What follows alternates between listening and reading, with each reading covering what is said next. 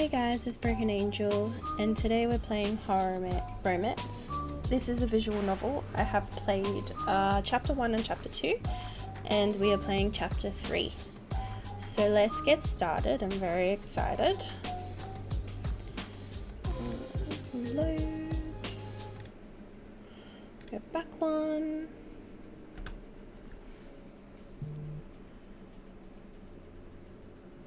Chapter 3, First Day of Work. The sun hits my face, surprising me I don't remember having a nightmare or anything, just falling asleep and waking up. I sit on my bed relieved after sleeping so much. After checking the time, however, all that adrenaline stroked me again. I'm gonna be late. I quickly jump out of bed and get dressed, skipping breakfast as I rush out of the apartment. It will be a surprise if they all decide to come. I'm sure counting on Freddie and Chucky, but the rest?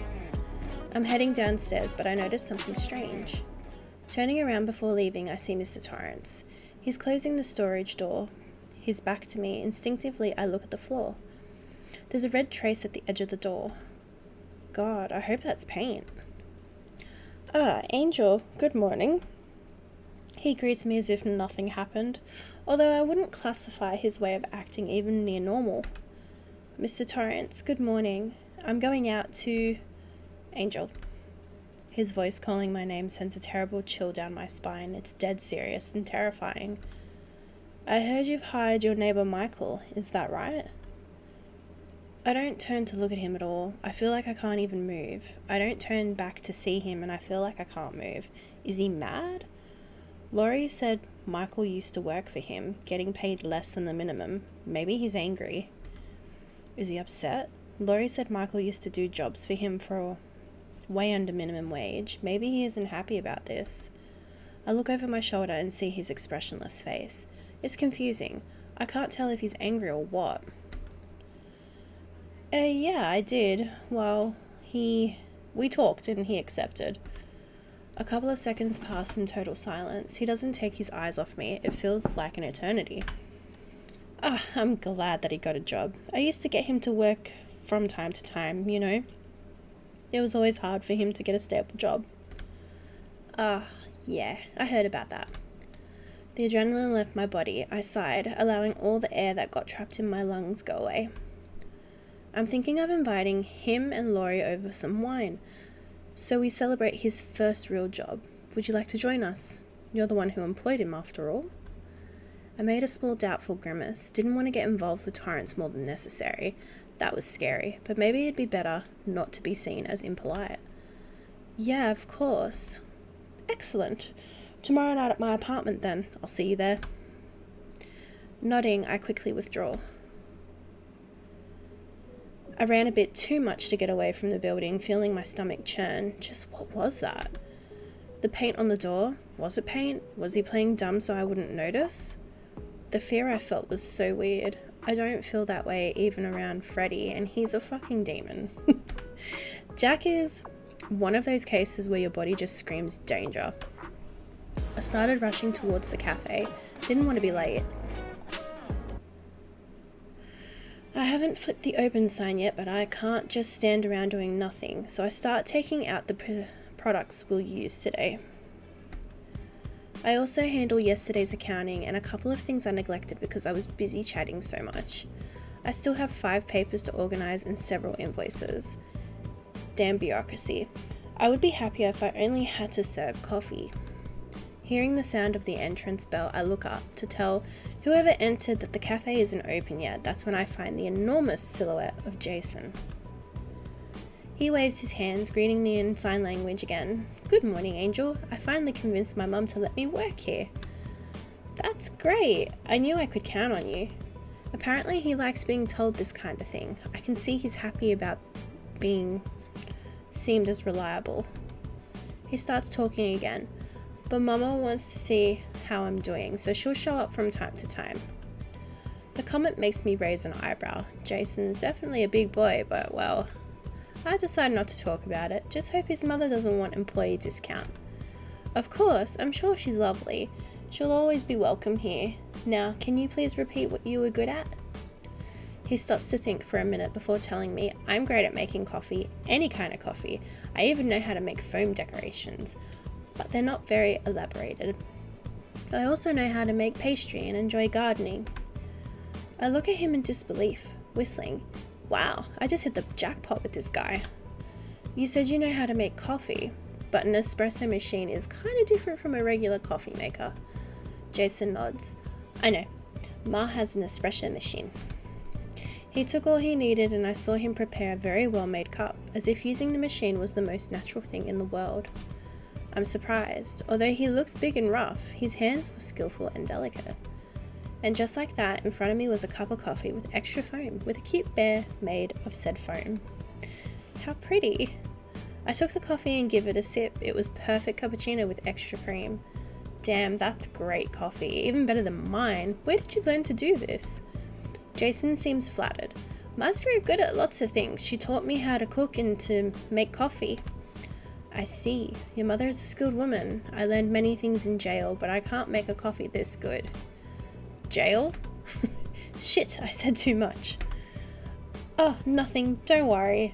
Get the stuff in the storage room and put it in the shelf, please. I quickly changed the topic. He seemed doubtful, but went to the storage anyway. Let me get this straight, Jason. You're concerned about me being in jail, but you are a serial killer? Right. I'd rather not speak about my time behind bars. No matter if he's a killer or not, I don't like being an open person and it's not something to brag about. Still, I look down at the coffee and wonder, is this giant teddy bear seriously a dangerous killer? With all the talk about his mum and the delicacy of his actions, he seems so gentle. The bell rang once again, bringing me back to reality. As I turn back, I see Carrie, looking a bit agitated. I'm late, I'm sorry, We're not open yet, Carrie, don't worry. You're right on time. Relax a bit and set the tables. You can still get the punctuality bonus. Oh, sorry. I thought it was later than usual. Thank you. Carrie goes to the storage room to leave her stuff. That's when I hear a scream. It's okay, that's Jason, our new bartender. He's friendly. I shout from the bar, hearing a faint, "It's okay," from where she is. I should have told her about the others. I just had so much on my mind. And once again the bell rang. It was my neighbour Michael, inspecting his surroundings. Oh, Michael, you actually came. I'm glad. Well, Laurie told me you're good with repairs. He just nods. Quiet as always. Well, I bought the place with a couple of flaws, mainly in the bathroom. He raises a hand, making me realise he's carrying a worn-out tool case. I'll take a look. Sure. Thanks. I look closely as he goes to the back of the cafe. This time he doesn't have his gaze fixed. He starts looking around almost automatically. I can see he knows what he's doing. I hear voices coming from outside. Strangely, Freddie and Chucky came as they left.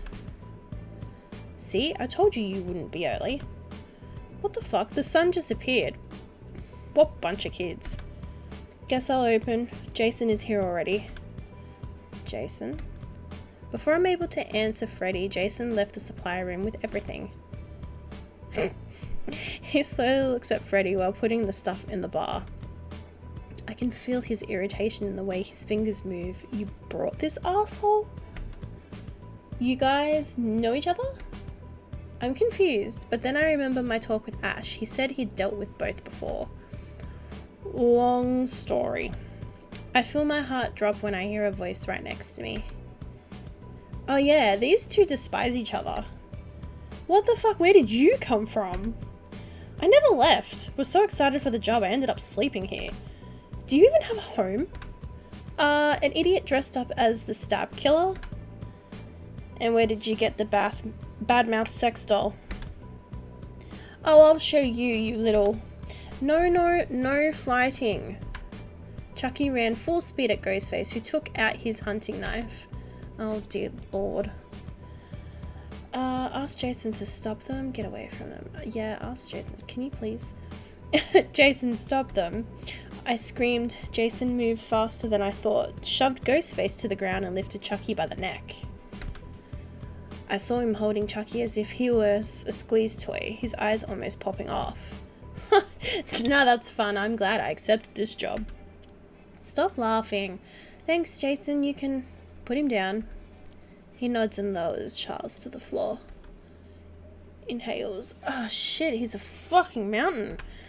Okay, I'll behave. Well, now that this is solved and you're all here, I need to speak with you. Please sit down. I see Michael walk out from the back and quietly take a seat. The rest sat down a little bit uneasy, except Jason, who seemed really calm. Well, I know that you're all killers. Freddy was the first one to start cackling. Oh, really? What gave you that impression? I wasn't talking about you, Freddy. That's obvious after what happened. I'm talking about the rest of you. How did you know that? His tone is stoic as usual, but I can detect a hint of discomfort in his voice. Well, some of you don't hide it so well. Yes, I'm talking about you two. Hey, wearing a stab mask and carrying a knife doesn't make me an assassin, but yeah, I am. Thanks for noticing. Pfft, whatever. The point is, I won't say a word about it. All I want is for the cafe to thrive. That means I'll need you to obey a single rule. You cannot kill anyone inside the cafe or within 1 kilometer radius, understood? What you do on your own time is none of my business. I can see Chucky raising his hand. 2, there are 2 rules. I don't want anyone to even come near Carrie. Relax, I'm not one to mess with that kind of person. And that means? I said, clearly offended. Haven't you noticed yet? Guess I'll let you have a surprise then. Okay. Luckily, Carrie didn't hear us. She was just leaving the storage with some cups and glasses. Wow, that's a lot of employees. I know what you mean. A bunch of weirdos. Don't worry, half of them are in costumes. Awesome. I love the stab movies. Yeah, I like this one already. Well, now that you all understood the rules, we have some work to do. It's time for a little remodeling. They all start working immediately, so I start thinking about what to buy and how to decor. Thinking about what I should bring, it would be good to have some extra help. I should ask... Oh, I get to choose who I want to take with me? Cool. I'm gonna go with Ghostface. I decide to go with the most permissive one. Ghostface had sat down at the counter earlier with his phone.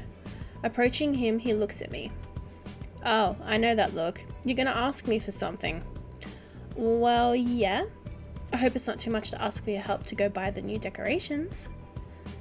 Anything for you, sweet cheeks? Let's go. If you have the good taste I think you have, I know where you'll take me. Spirit Halloween? You truly are my soulmate. Don't exaggerate. I get my stuff and go out of the cafe, with Ghostface by my side. I'm gonna have to come back and do the other characters as well. I walk while checking my phone. Actually, hold on a second, let me just save that.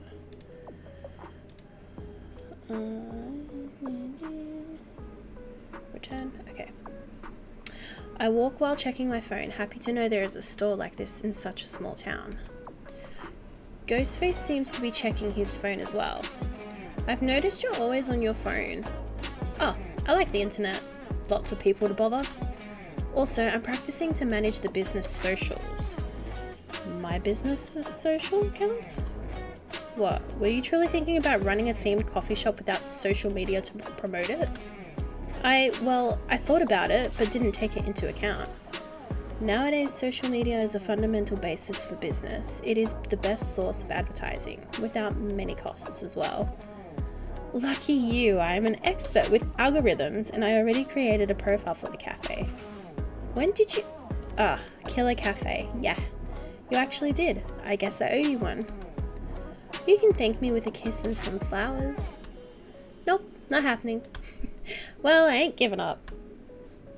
We arrive at the store. It seems pretty well stocked, even though there aren't that many things since Halloween hasn't arrived yet. Ghostface is the first to rush ahead, looking like a kid in a candy store as he runs toward the entrance. Considering how much he's into horror movies, being here must feel like a dream come true. I get into the store after him, trying to make sure he doesn't do anything too crazy. I grab a shopping cart, assuming this is going to be a heavy haul. I start pushing the cart, browsing the decorations. It brings back some good childhood memories. Back when Mum didn't torment me. The sound prevents me from dissociating in my thoughts. It was a camera in front of me. How cute you look when you're lost in your thoughts. Will you help me with the decorations or keep acting like a creep? I can easily do both. He lets out a little laugh and walks off to grab one of the decorations. It's a baby xenomorph from the movie Alien. He let out a little laugh and walked away to take a plushie. A xenomorph baby from the movie Alien. Here, be my model. Hold it the sexiest way you can. What? I keep myself from laughing, glance at the alien, and decide to hold it near my face while striking a weird pose. Oh, yes, perfect, slay. Huh? Oh, please, this plushie is biologically incorrect. Xenomorphs don't have a baby phase. They hatch as face huggers. I notice Ghostface lowers his camera. I'm in love. Come on, it's basic knowledge. You'd be surprised. I mean, look at it. This hideous thing goes against all xenomorph nature. You're right, this feels way too commercialized for my taste. Let's try and find something more classic and cool, like you. He ran to the display case, taking a lava lamp with a figure from the Stab movie. You really like this character, huh? That's me, Snuggle Bear. There are many ghost faces, but only one like me, and now I'm yours. His comment makes me laugh. Ghostface takes a photo of me while I hold the lamp. Oh yeah, this might be too stimulating for me. Yeah, just for you. I can see you're one of those dirty-minded boys. Come on, haven't we been flirting this whole time? I can see you look when I take your pictures. Please, what's next? Will you assume I'm posing at my window so you can take pictures of me? So you admit you've been posing by your window. Ugh, how else would you know I'm taking your pictures? You're a fucking weirdo. I'm starting to laugh more comfortably around Ghostface. Although he has bad taste for jokes, I can't help but laugh. We start taking different things and putting them on the car. Meanwhile, he's taking even more pictures of me. I feel him getting closer every time he hands me an object. Far from bothering me, it's actually strangely flirty. This feels like a... excellent, great photos for our first date. Huh? Hey, this isn't a date, okay? I asked you for a favor for the business. I can feel my face burning as I speak. His laugh made me even more embarrassed. Is it now? He gets dangerously close to me, taking my hand with his and interlocking our fingers.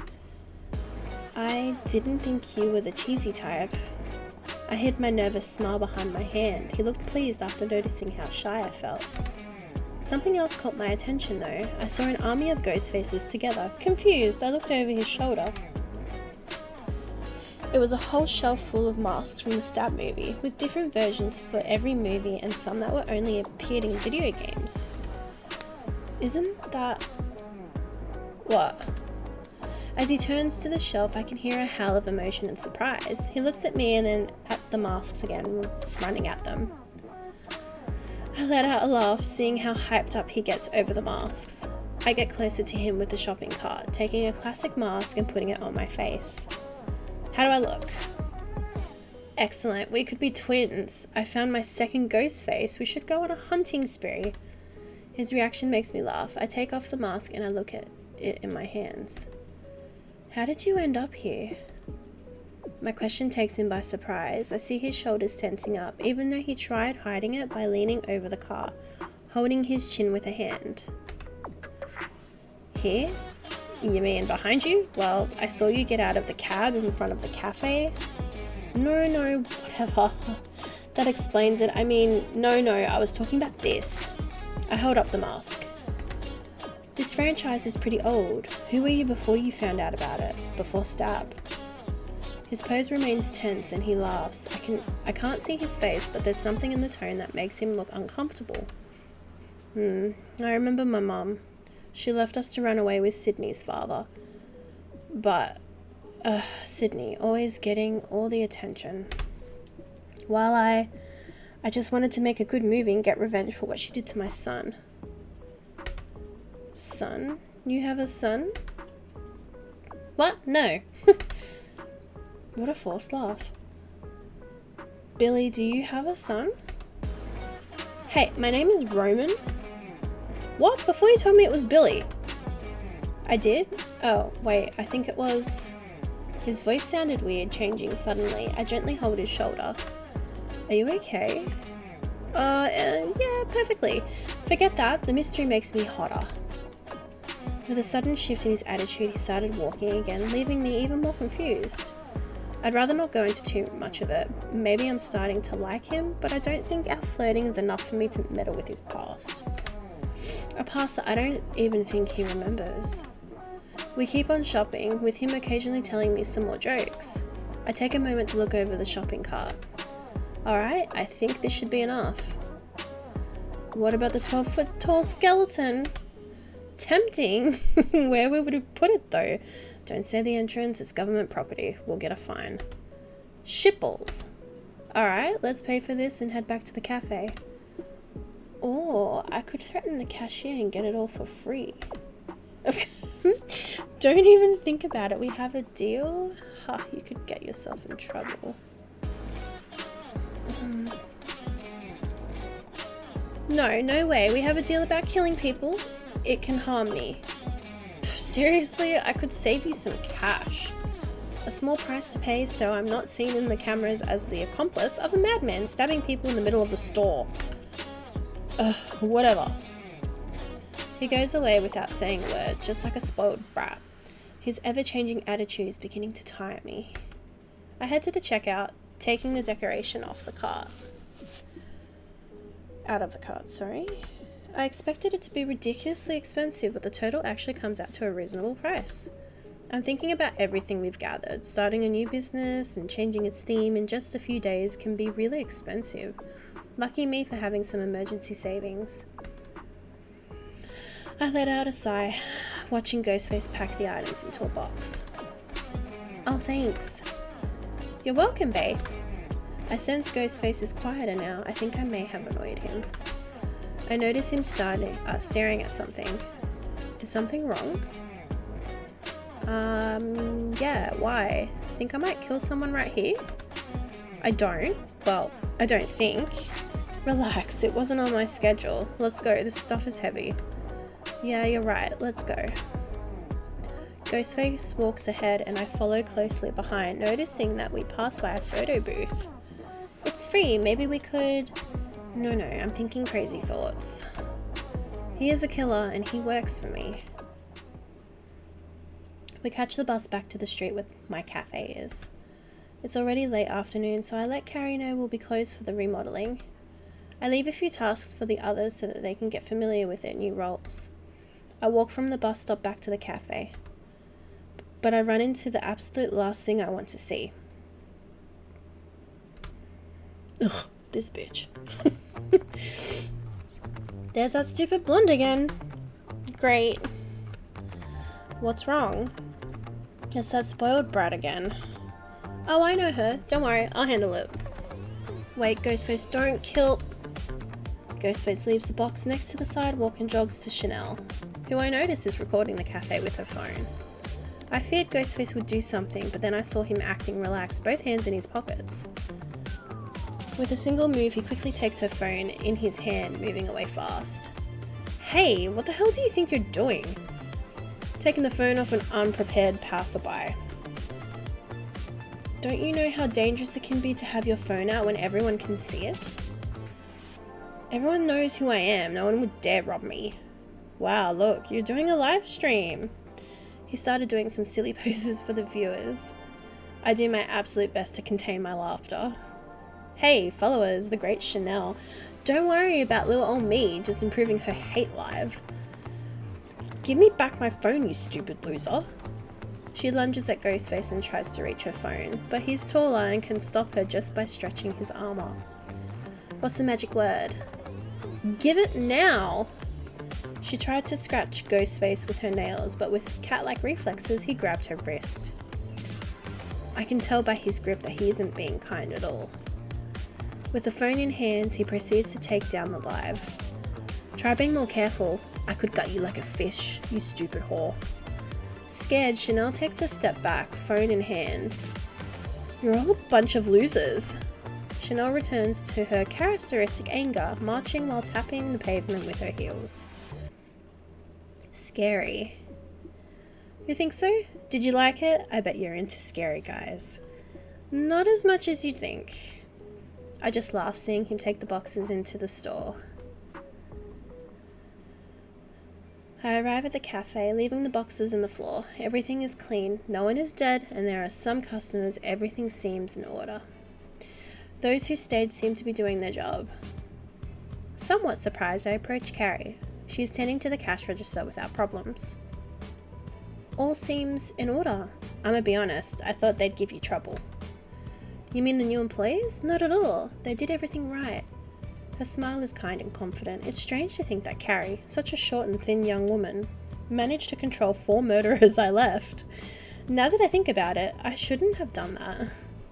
Maybe I sank so deep into what I had to do that I didn't think about it all very well. I'm glad all this is in place. Color me surprised, I'll definitely make you a manager soon. Really?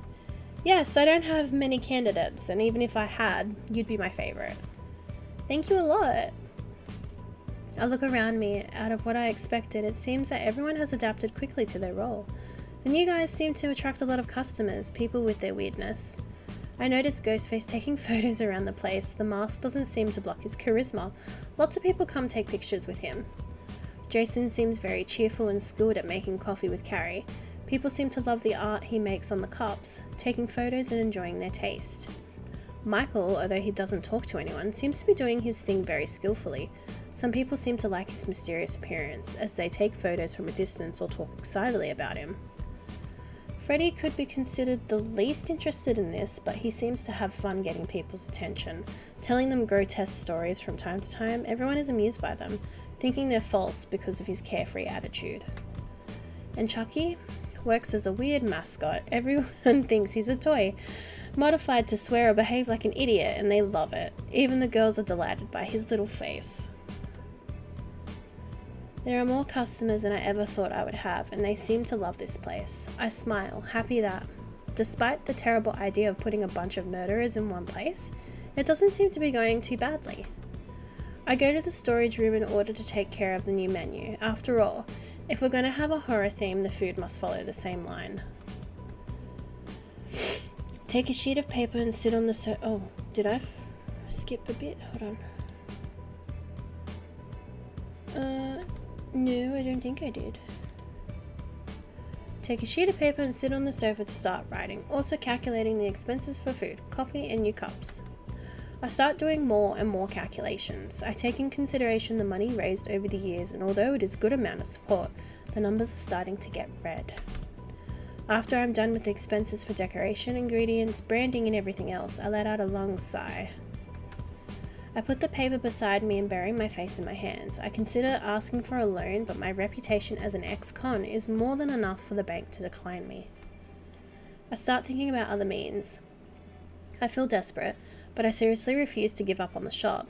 I'll do it for Carrie, and for what Ash said to me the night before. I almost ignore the fact that someone entered the storage. I poke my face out from behind my hands and see Freddy leaning back on the shelf, looking with doubt and amusement. What's the problem? You look like you've just shat blood. Disgusting joke. I don't even know why I'm surprised. I lie back on the couch, letting my head fall on the backrest. It's nothing.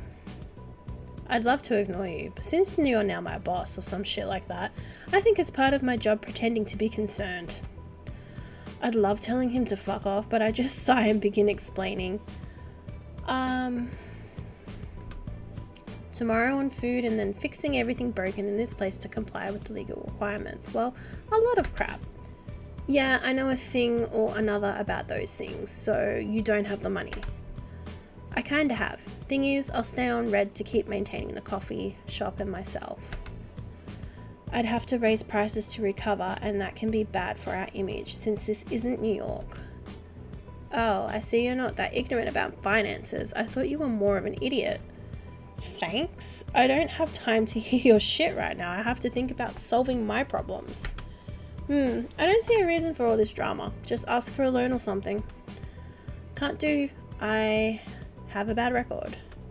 Really? You seem so financially responsible now. Huh, yeah, that's what happens when you get behind bars. Behind bars, eh? I want to know everything about it, but maybe later.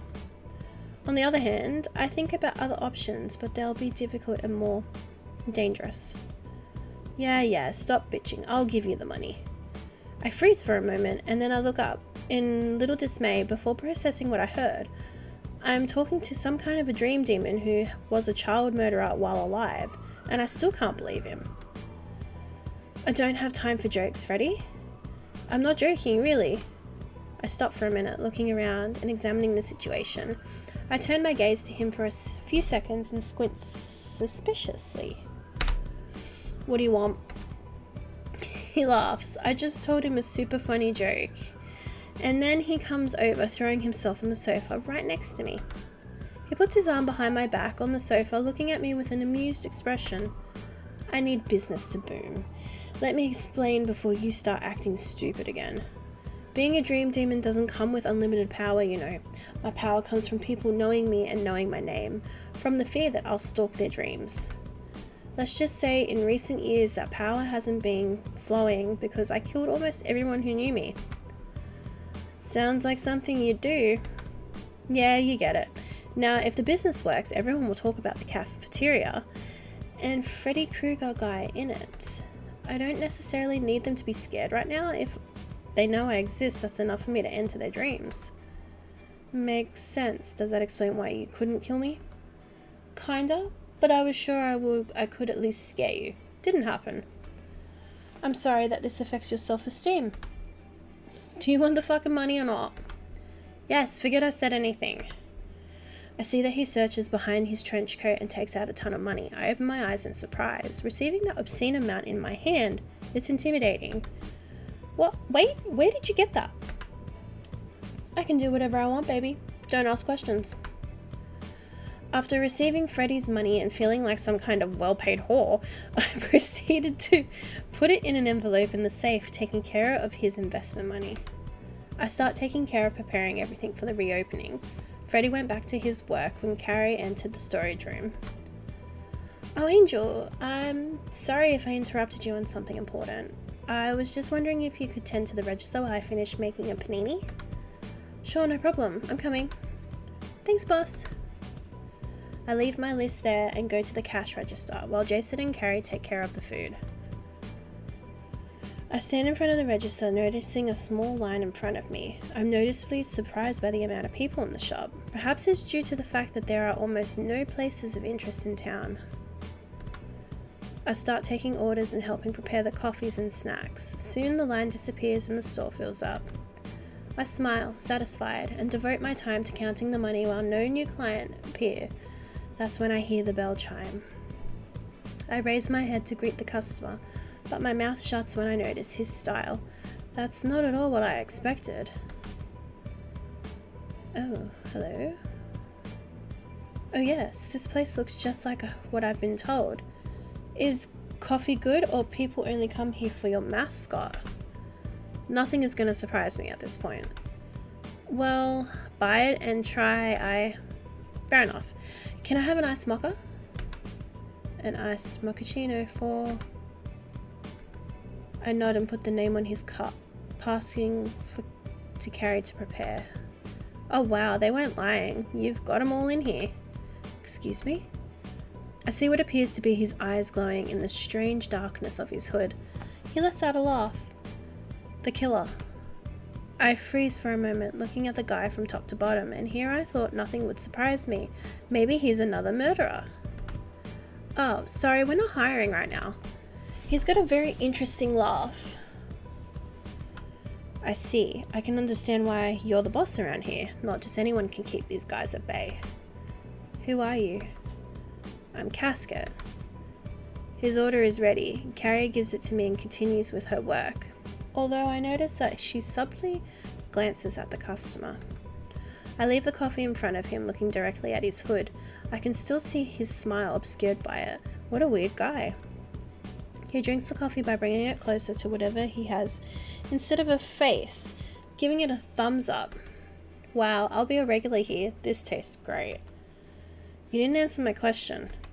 Relax, I didn't come to do anything wrong. Neither to you nor to the cafe. I just happened to be around.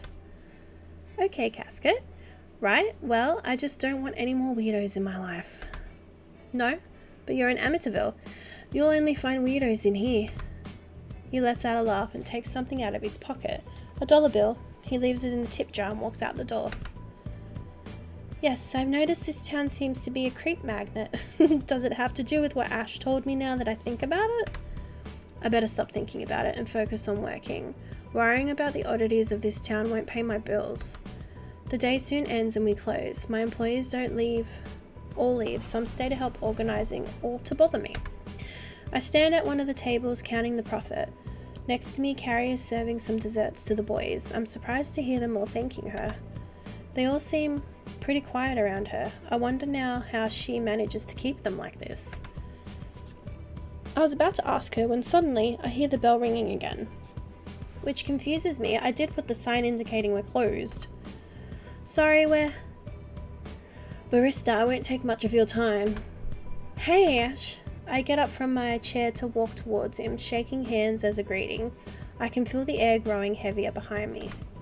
When I turn over my shoulder, I notice some tense looks. What? Why are you looking at me this way? Oh, let us say I'm acquainted with most of your adorable employees. Oh, you mentioned it last night, I see. What brings you here? I'm sorry to tell you that right now we're not serving coffee anymore. I get it. I was actually going to accompany you home to talk about an important topic, if that doesn't bother you. Not at all. Just let me grab my things and... Without me? I thought we'd go on another date. I would remember something like that, no? What then? Will you go with this fucking old man? Since when do you get along so well? Ghostface jealous? Wow. Ghostface wraps his arm around my shoulders and looks in Ash's eyes with some annoyance. His act of jealousy is adorable, but also unbearable. Oh, is that jealousy? Don't worry, Stab Boy, we're just friends. I'm in charge of protecting Angel from you. Rude. Don't worry, I'll see you tomorrow. Or the moment you appear at my window. I'll see you there. I'll take care of finishing all my obligations and taking my things. Everyone else starts to leave and I close the coffee shop to go with Ash to the apartment. We walk through the streets and I look around from time to time, making sure Ghostface isn't following us. As we walk a little further, Ash starts talking. Your business is doing very well. I hope the quality of the coffee doesn't fall off. Don't worry about it. Jason's coffee is even better than mine. Who would have thought? When I first met him, he was killing teenagers and now he's making foam bears in coffee? People can change. Well, I'm glad things went this way. Maybe Ghostface is following us. Don't worry, I would know. If I'm being honest, they really aren't the problem here. No, 5 serial killers in a single town.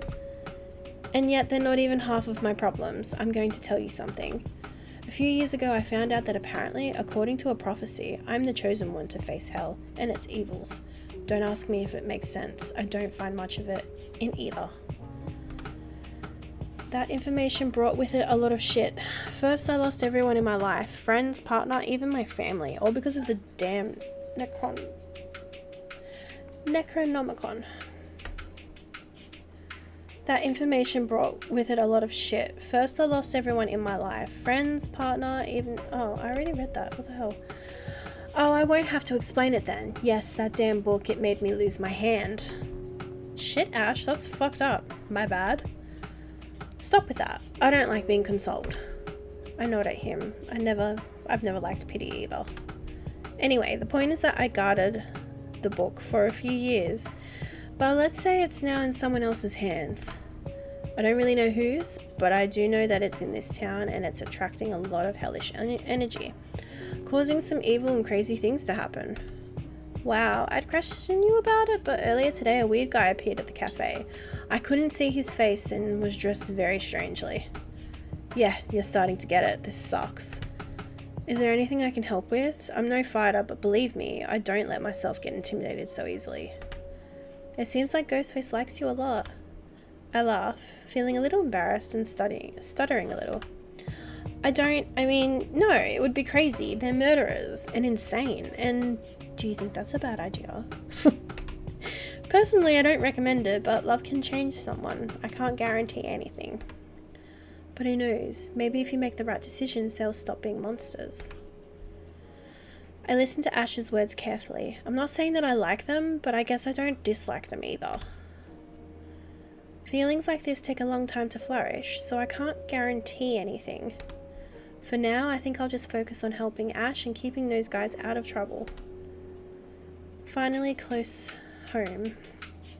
From the corner of my street, I managed to see Mr. Torrance at the entrance of the building. He's sitting on the bench in front of the front garden, smoking a cigar. Ugh, my landlord, I don't want to talk to him. Ash pulls my arm. He seems tense and turns his back on my apartment. That's your landlord? Yeah, are you okay? I'm starting to get worried. I feel like I've seen that face elsewhere, but I don't know where. I can't remember. Something bad? He tries remembering, but just sighs and denies it. I have a lot of things to worry about right now. Maybe it's nothing. I'll accompany you inside to make this chat longer. Not to make this chat longer. Thanks, I appreciate it. We keep walking towards the building. We pass in front of Mr. Torrance, and out of courtesy I decide to say hello, avoiding the heavy smoke. Good night, Mr. Torrance. I'm going in with a friend. A few days here and you've made a lot of friends. Good to know. Glad you're the sociable type. Have a good night. He greets Ash, who moves his mechanical hand impatiently. You too. I notice a fixed stare from Jack. The vibe gets very tense in a short time. I walk inside with Ash and we sit down. Want something? I bought some beers yesterday. You've read my mind. I smile at him and go to the fridge, picking 2 bottles. I don't have an opener yet, but a knife does the job good enough. A trick that a funny prisoner taught me. I walk over to the couch and hand Ash a bottle. Sitting on the other side, I take a sip of my drink, letting the bitter taste fill my mouth and the alcohol relax my muscles. I don't want to be nosy, but I really have to know. How did you feel living here? Nightmares, paranoia? The question catches me a little off guard, but I just chuckle. That's how I've been feeling for a few years now. What do you mean? I don't like to talk about it, but Ash doesn't seem like the type to judge, nor someone who can laugh at me or call me a murderer for what I'm going to say. I'm an ex-convict. Years ago I had an incident with my stepfather. He was abusing me. He tried killing me one day, so I killed him first. That's how I got jail time. I only got away earlier because they found new information about my case. A policeman supported me because I told him it was self-defense, so he investigated until he got the evidence. All that deteriorated my mental health. I'd already been living with constant paranoia and PTSD. Prison only made it worse. I saw a sorrowful expression on Ash's face as he let out a heavy sigh. Well, that's fucked up. I'm very sorry you went through all that. If I'm being honest, you're way stronger than you think. Huh, you think so? I've seen people go nuts for less, Angel. What you went through didn't make you stronger. It sucked. What did make you stronger were the choices you made and the fact that you didn't let the world break you. You're better than me, really. I lost my sanity years ago. Even though I may seem calm right now, I lost everyone around me. My only way to survive was to go crazy. But not you. Even in a system where ex-convicts can't do almost any work, you managed to set up a coffee shop. That's more than many can do. Hey, I'm proud of what you do, and I'm glad I found you. You helped me a lot with this fight. I lower my gaze a little, hiding the gushes of tears running down my face. I quickly wipe them away, laughing bitterly. You caught me off guard, old man, but thanks. I needed that. It's been hard. Fuck, yes it was, but I'm glad you're here in one piece. I can't say the same. He lifts his beer with his mechanical hand, adding to his joke. I only managed to let out a small laugh. I think this is what I needed, a quiet night of chat and beer.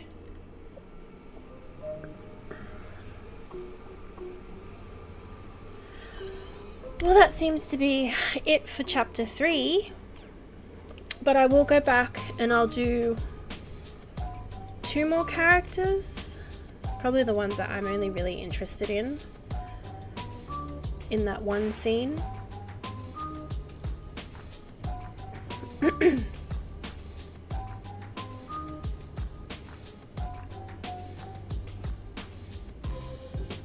probably get some more water as well. I'm dying.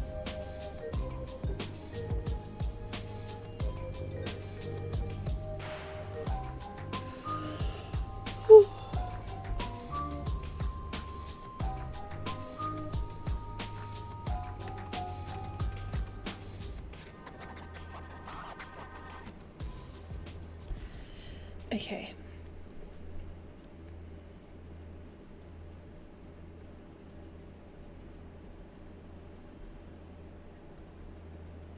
Chapter 4 coming soon. Yay. Let's load this one.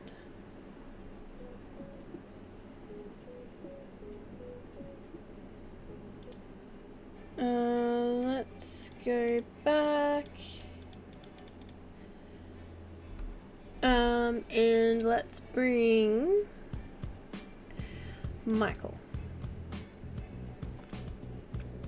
As I look around, something catches my attention. Michael is nowhere to be found. After walking a bit through our small shop, I decide to check for him in the bathroom. He seems to be looking at the bathroom lights. They're wiring all around the place. Oh, I see you found this mess. It's weird they sold it to you like this. The old owner told me to get it fixed before an inspector appeared, in order to avoid a fine and all that. But well, it's been only 2 days since we opened. He doesn't reply, he just wraps some electrical tape around the wires. Will do. Oh, I was wondering if you wanted to go with me to Spirit Halloween. I mean, we have to redecorate. I see no reason to go. Right, I forgot this guy is the most blunt person in town. I arrange my words, determined to drag him along with me. Right, I forgot this. Oh, why does this repeat itself? Well, I have no car and I'm going alone. It isn't far, but I only have 2 hands, so it would be hard to carry everything. I watch him put some of his tools back in his box without looking at me, taking his sweet time to answer. He stands back up and turns to look at me. I can't see his eyes, so the empty, dark sockets of his mask are intensely intimidating. Sure, you want to go with me? Well, you're strong and I think I can trust you a bit more since you're my neighbour. What about Jason?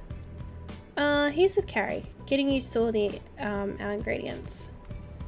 After considering for a while, he nods, locking his toolbox. Fine. Without another word, he picks up his box and walks out of the bathroom. Pleasantly surprised, I trail closely behind him. Michael approaches the storage door, leaving his toolbox inside and turning at me. Let's go. I nod, surprised to see how meticulously he treats his things. We both go on our way towards the Spirit Halloween. I walk through town trying to retrace the route to Spirit Halloween in my head. Even though I'm new here, it's not hard to navigate. The streets are fairly wide and most of them feed into the same main area. We walk for a couple of blocks in complete silence and it's starting to get suffocating. Michael doesn't look at me, he walks like an automation, his gaze locked straight ahead. I check him with the corner of my eye, seeing that not even his head moves. The silence breaks when I finally notice his heavy breathing. Should I say something? I don't want to sound reckless or rude, but I really dislike the idea of not getting along with a neighbour, especially one I've just hired. Drowning in my own thoughts, I start to walk without paying much attention to where I go. That's when I feel a firm grip on my arm. Ugh, what was that for? We should go this way. Oh shit, my bad. He said nothing more. Neither did he gesticulate. He just turned around and started walking. Fuck, I'm better off holding a conversation with Jason. He's the one who's actually mute. I try finding something to talk about and break the ice. Wait, ice? I sure am glad it isn't hot today. I look at him hopeful. He doesn't even look back, just nods slightly. This is hell. I'm better off inviting Chanel to come with me. This felt like an eternity, but we're finally here. I hurry to get myself a shopping cart in order to get done with this. I gesture for Michael to follow me in. As soon as I enter, I immediately head towards the decoration. I start to look at some of the stuff they have. Tapestries, wall ornaments, lots of statues and even lamps. My eyes lock onto the lamps. The bathroom lights at the cafe are totally exposed, and tossing a theme lamp over them would look fantastic. Maybe these are good quality. I decide asking Michael about his opinion, but when looking at him again, he seemed a little tense. He's looking at the sides again and again. His shoulders are tense and his hands move restlessly. Honestly, that's the most emotion I've ever seen coming from him.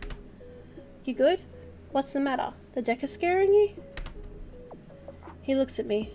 Okay, not a good joke. I should make a note to myself, never joke around this guy. No.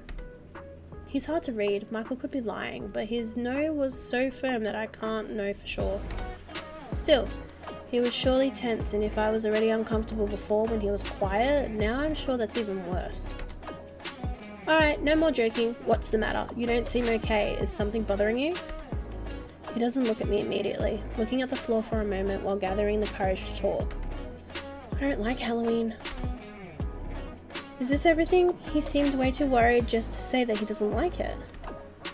But I'm not going to question it right now. Well then I'm gonna hurry up with the shopping and you can wait in the driveway while I pay if you want. Even before he could answer, I was already picking stuff up in the nearby shelves. I feel so stupid for insisting that much on this. I should have asked if he liked that kind of thing beforehand. Stopping for a moment, I take a deep breath, thinking again about those lamps. Did he like one? He was looking at those earlier, wasn't he? It's hard to tell, honestly. While walking through the bigger decorations, trying to get back to the lamp section, I see there's one huge poster of that movie, the Texas Chainsaw Massacre. Eventually I find myself looking at some lamps, a little skull, a spider and a witch flying to the moon. I get down to pick the spider up before getting startled by a loud noise. I quickly turn back. It's Michael holding a heavy mill on his back. Confused, I look to the sides, noticing there was only a sad thread holding the mill before it fell, probably because of a lazy, irresponsible, or discontent worker. Are you okay? Yeah. I get up as fast as I can to help him get the mill down. Listening to a few steps and voices getting closer, the store's workers seem concerned about the noise as well. Oh god, are you two okay? We're sorry, there's a new guy in the afternoon and...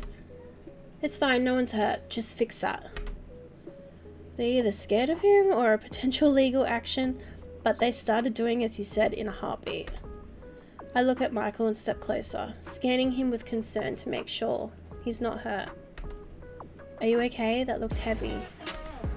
It is, but it would have fallen harder if I didn't hold it. I thought it was plastic. It isn't? I feel surprised noticing it was made entirely of wood.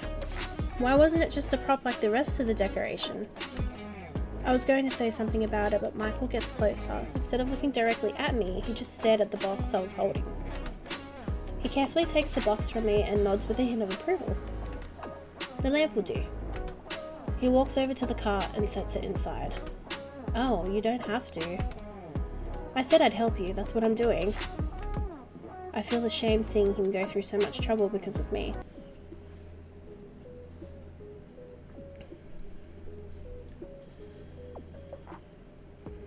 I'm sorry for bringing you here against your will. I'm sorry. He suddenly stops moving and gazes at me. I'm not apologizing for the sake of it, alright? I brought you here even though you didn't want to. This isn't even part of your actual job. It's not fair for me to give you even more work, especially if something makes you uncomfortable. I wanted to get along with you. It isn't easy to understand what you're thinking about, and I feel like I always say stupid things when you're around, and God, if I were you, I wouldn't stop thinking about how stupid I am. Michael just sighs and relaxes his shoulders. I don't have anything against you. That surprises me. I didn't actually think I'd get an answer from him. He gets closer, putting a hand on our cart. Actually, you're nicer than most of the neighbours. People tend to keep their distance from me. And Mr. Torrance, well, he isn't not nice to have around. No one feels comfortable around him. Yeah, I don't either. Well, that's one thing we have in common, I guess. Sorry if I seemed rude. Truth be told, Laurie is all I have. What about your parents? Anyone else? They're dead. Then let's not talk about that, Ben. Thanks. My point is, I don't usually deal with anyone other than her. It's simpler this way. That makes me smile a little. Can't stop thinking about how nice it must be being able to count on someone like that. Yeah, it must be great. I don't suppose you have someone like that, do you? No. Well, there was this friend I had in high school, but life happened, you know? He nods quietly. An acknowledgement that he understands how that happens. Well, we're neighbours now. We can be friends if you're okay with that. I'll do my absolute best to understand you. I can see his shoulders relaxing again. His breathing sounds different when he looks at me. Ooh. Doesn't it scare you? The scars and the mask? If I was scared of masks, I wouldn't have hired Jason or Ghostface. And about the scars, I've seen worse in prison. The word prison makes his head tilt. The mask doesn't hide how confused he is. Prison? I bit my own lip. Michael is probably one of the few who wouldn't judge me for it. Still, I do not like talking about that. I chuckle bitterly before trying to change the subject. Yeah, I admit. I was behind bars for a few years. I don't really like talking about it though. Let's just say that the better we get along, the more we'll know about each other, okay? What do you think? He seemed to agree with that. Apparently that talk made him feel more comfortable about all of this. Same for me, if I'm being honest. Let's get done with this, I'll help you around. I give him a friendly smile and nod, taking hold of the cardigan. So, are we in agreement about the lamp then? Actually, we'll need one more. Ugh, this is just karma for buying cheap stuff. To be honest, many of the arrangements will be courtesy. You will need it, and well, I like doing it. He sounded really honest. I look at him surprised. Is that why you did so many favours for Mr. Torrance? Michael nods while pushing the cart, still looking straight ahead, although not even nearly as intimidating as before. I had a rough life. Hardly remember much of it. But I do remember being good at fixing things. Makes me feel in peace. I smile kindly at his words, following him through the store while fishing for decorations. I get what you're saying. I feel the same way about making coffee. It's kind of a new skill, but it's calming to follow such simple steps and end up creating something so rich, you know? Another thing in common then. I let out a soft laugh at that and nod kindly. I have to admit, I didn't think you were so talkative. Don't get used to it. I let go of a little laugh for the subtle sarcasm. Guess I'm starting to understand more of this weird masked neighbour of mine. Michael went through a lot. Maybe he just needs a friend. We're finally done with the deco and the lamps. Time to pay for everything. After getting done with the payment and getting all the decorations inside boxes, I start trying to carry everything at once. I've always counted only on me and myself, doing things without expecting any help. As hard as said things could be, of course I tried carrying all the boxes alone. It is then that I feel the weight of said boxes getting lighter. Michael took one of them from the pile, carrying it with no effort. Oh right, thanks. It's nothing, that's what I came here for after all. I give him a grateful smile and we head for the exit, straight back to the coffee shop. The silence doesn't feel overwhelming anymore, it's calm, letting the sounds of the town serve as a pleasant backdrop. We walk our way back to the shop. A figure standing in front of it, however, makes my stomach churn. Oh, that's right, we have this girl again. Let's go through her thing. Michael points at the trash container next to the coffee shop sidewalk. Chanel is right by its side. Still confused, I see him walk towards a trash can, carefully pushing it towards Chanel. It is overflowing with trash that hasn't been collected for over a week, which falls at her foot. Oh, what the hell is wrong with you, freak? My apologies. Oh, unbelievable. Do you know how expensive these shoes are? They're worth more than this stupid town. I see. It won't happen again. Michael just starting to pick up the trash without any problems, putting it in its place. Don't you dare act indifferent. You did it on purpose. Do you know who I am? I'm the mayor's daughter. Don't care. I see Chanel fuming with rage, trying to get in Michael's face. I quickly stepped between them, creating some space.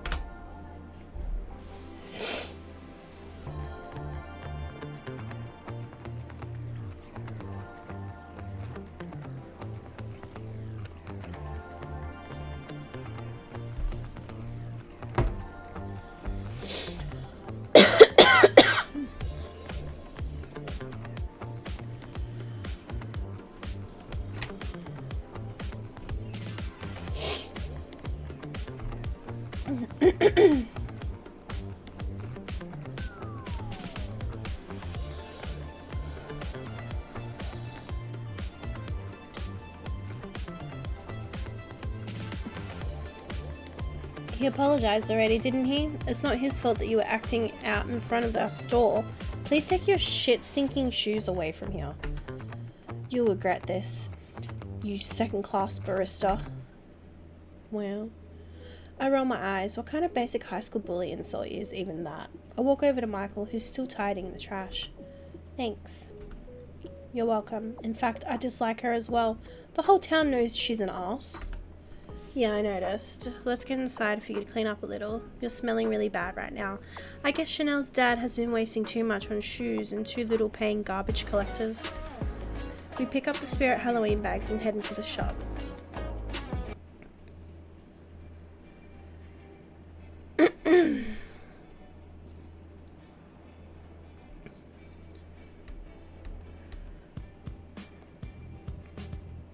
Alright, so we did Michael's.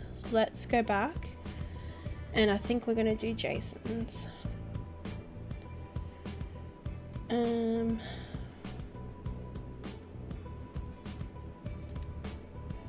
Oops, didn't mean to quick save that.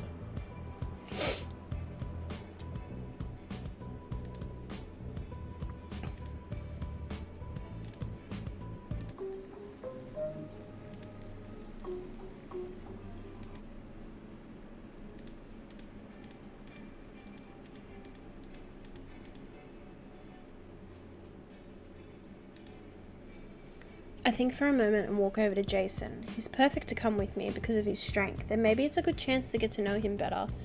He seems like a pretty mysterious guy. Jason, could you come with me to buy the decorations? I need to prep this place. He nods, seeming to be working on something at the espresso machine. Oh, sorry, if you're busy with something I can... He gestures for me to hold a second. I notice him pouring something into a cup. His hands are incredibly skilled at coffee art. He turns to me holding a cup. It has a little smiley face in the foam. Please try it. The smell is a bit different but incredibly pleasant. I can't say no to him. I nod and take the cup, taking a sip. The heat of the coffee, perfectly balanced with the blend of flavours, sends a shiver of pure satisfaction through me. Oh, this is delicious. What did you put in it? His hands move. A little bit of clove. My mum always adds a pinch of it. The clove really brings out the flavour. Oh, you're a god, Jason. I finish the coffee quickly, letting out a happy sigh. I notice a curious look from Jason. Isn't it bad to drink coffee that fast? Believe me, when you're me, yes, but it doesn't matter. I grab my things and signal Jason to follow me. I see him grab his jacket and step right out behind me. I start walking, with Jason keeping pace right beside me. I decide to strike up a conversation. After all, I should get to know my employees. So, baking? Jason nods, looking at me with a certain pride. Let me guess, your mum taught you, right? He nods again, visibly proud. That's nice, I suppose. What do you know how to make? Truffles, chocolate cake, lemon tart, blueberry muffins. He starts listing off desserts and looks genuinely happy. At this point, I'm starting to wonder if Ash was right about him. It doesn't take us long to reach Spirit Halloween. I turn to look at Jason, he seems curious. What is this place? It seems like he's never seen a store like this in his life. It's surprising, considering he looks exactly like he walked out of one. It's a massive store dedicated to Halloween. They've got tons of decorations that could be useful for the cafe. And it's open year-round. You've really never been to one? He shakes his head no, making absolutely no effort to hide it. We head inside and I instantly notice his gaze taking in everything. around him. He seems drawn to every single item. I see him start to wander off, so I walk over to grab a cart to start gathering decorations. If I want to deck the place out right, I'm going to need the cart. While we look through the potential decorations, Jason browses through the items, even checking out the costumes.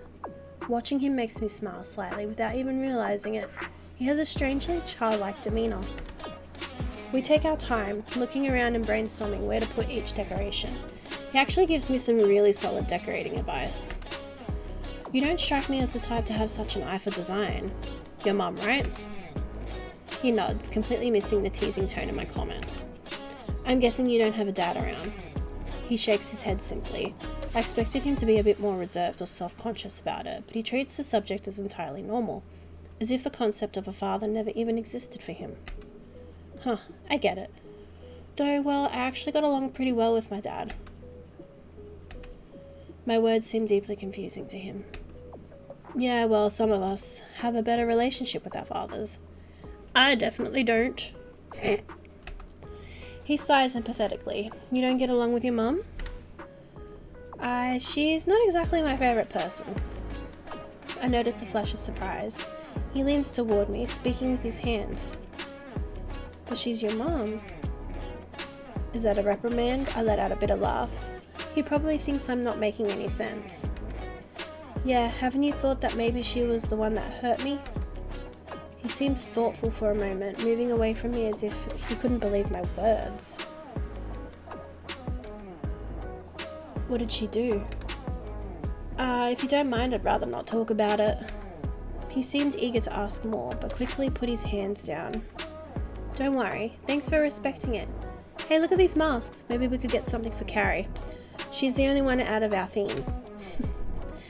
He seemed eager about that, running to the costume area without thinking twice. I can't hold a giggle seeing him act like a kid in a toy store. I focus on looking at the decorations, trying to decide between a skull statue or a tombstone. So many options.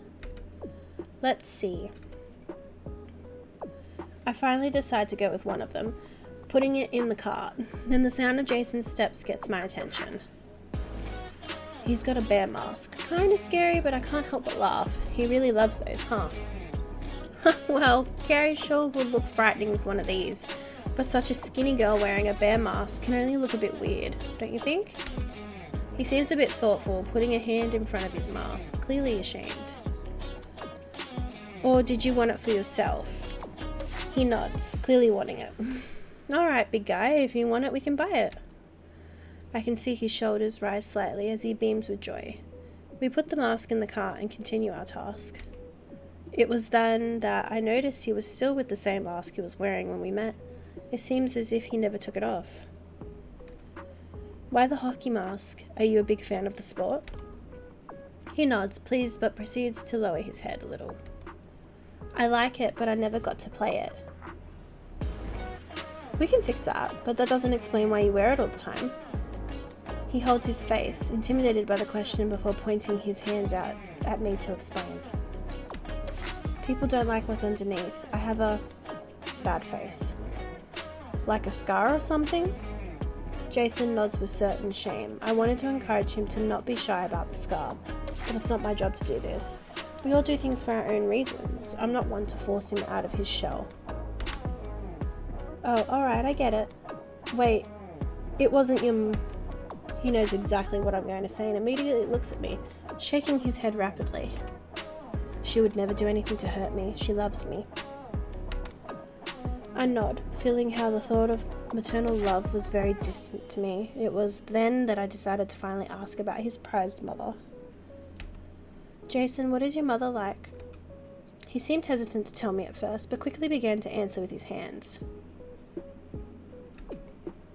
My mum is the only person who has ever cared about me. She's very sweet. I just nod. Once again, I feel indifferent to the maternal, I guess.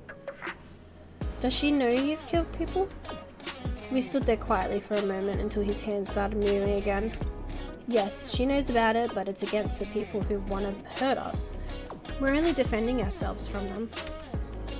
After being told that, I wanted to tell him something, but I wasn't sure if it was a good idea. Leave him be or tell him that killing is bad?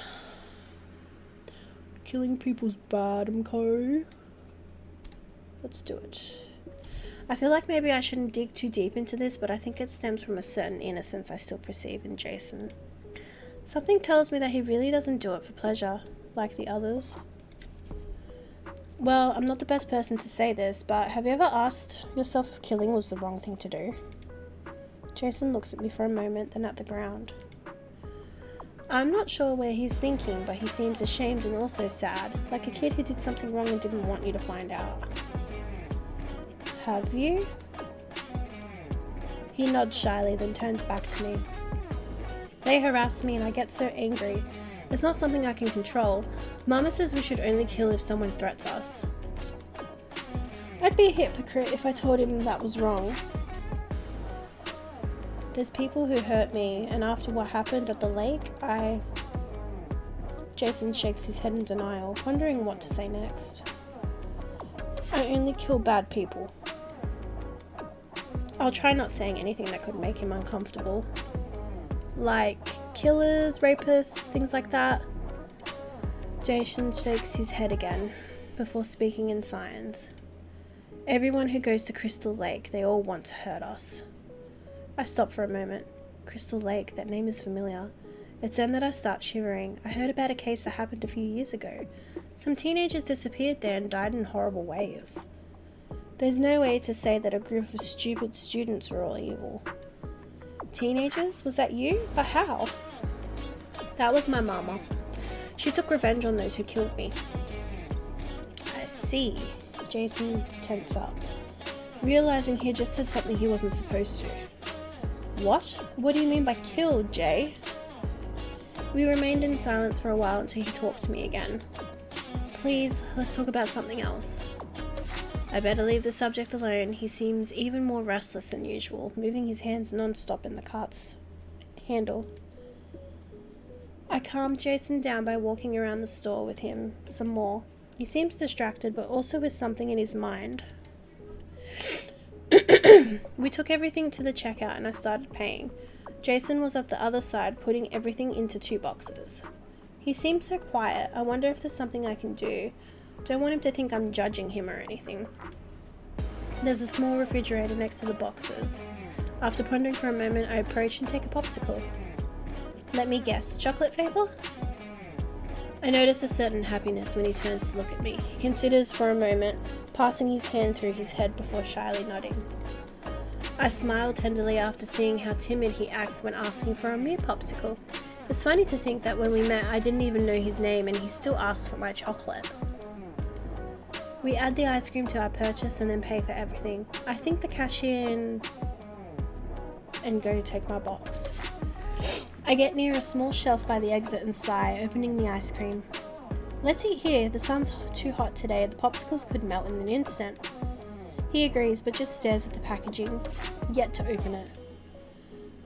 Is something wrong? Don't you like it? I can get another one if... He shakes his head, points to his mask, and then sighs. Signs, sorry. Angel, don't look directly at me while I eat. I don't like people seeing my face. Oh, right, the thing you don't like to show. I turn around while covering my eyes with my hand, giving him the privacy he wants. I hear a quick slurp as he eats it, extremely fast. I subtly turn around again.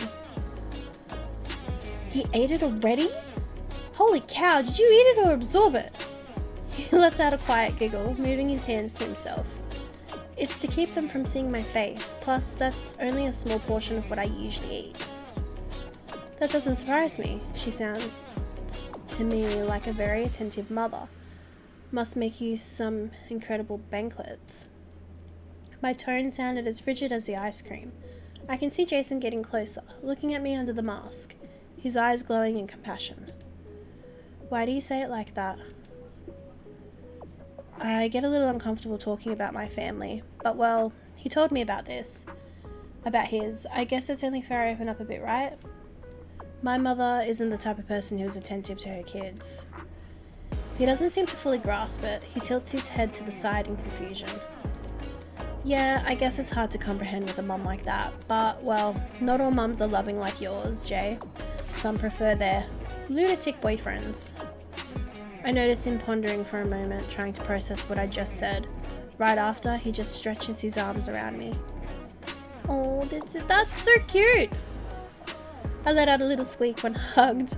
I never doubted Jason could give bear hugs, but he can surely kill one like this.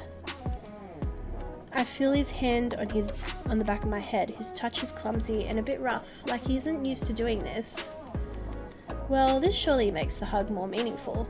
Feeling a bit moved, I smile at him, hugging Jason back. His shoulders are so big my hands can't touch each other. Thanks, big guy, I appreciate it. He lets go of the hug after a while, looking at me and nodding. Might be his way of saying everything will be okay. Alright, it's getting late. Let's go. I finish my melting popsicle in a single huge bite, putting a hand in the back of my head because of my brain freeze. I guess I don't have your talent. Alright, let's see what he does to Chanel. Hey, you're not allowed to record my store. Say that to my dad, middle class. It isn't illegal to record from the sidewalk. I grip my teeth with all my might, wishing to stick a machete between her brows. Oh, my brows. I'm gonna teach you a lesson, daddy's girl. Oh, I want to see you try, wage earning bitch. She storms forward and tries to shove me, but a wall appears between us. I can see he's mad. Can't believe I'm gonna say that, but I'm worried about Chanel. He gets closer to her, grabbing her phone and leaving her shocked. She's clearly upset and tries to get her phone back. Jason, however, doesn't make it any easier, raising his arm to make her look even more stupid. I can't help but laugh when seeing her pointlessly trying to fight the behemoth that is Jason. You give my phone back, you damn stupid skyscraper. That was the last straw. This time I'm the one approaching Chanel, just to grab her by the hair and take her out of my sidewalk. Go away if you don't want me to spread a rumor about you having lice or something. You wouldn't dare. I'll do that and more if you mess with my friend. Go away. Jason gives her phone back. She seemed like she wanted to say something, but instead she just marches away angrily, fixing her hair. Jason turns to me, his hands quickly moving. Thank you for that. Come on, no way you thought I would just let her talk to you that way, right? Let's go inside, we have work to do. Okay,